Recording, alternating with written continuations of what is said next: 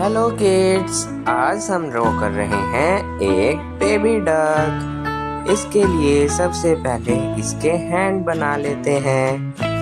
अब इसका head part draw कर रहे हैं। इसके बाद ड्रॉ करेंगे इसका बाकी का बॉडी पार्ट एंड फेदर्स। फिर इसके पैरों को बना लेते हैं। इसके बाद कुछ डिजाइन्स बना लेंगे जो कि बिल्कुल ओरिजिनल फेदर्स की तरह लगते हैं। इसके बाद हम बनाएंगे इसकी आईज एंड नोज। इसके बाद हम इसमें कलर भी करने वाले हैं। तो चलिए देखते हैं इसमें कौन कौन से कलर्स यूज होंगे। Red and yellow colour. So let's start. Red colour,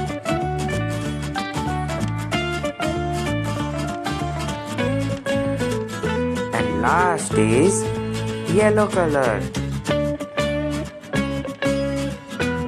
So subscribe my YouTube channel for more videos. Thanks for watching. Bye bye.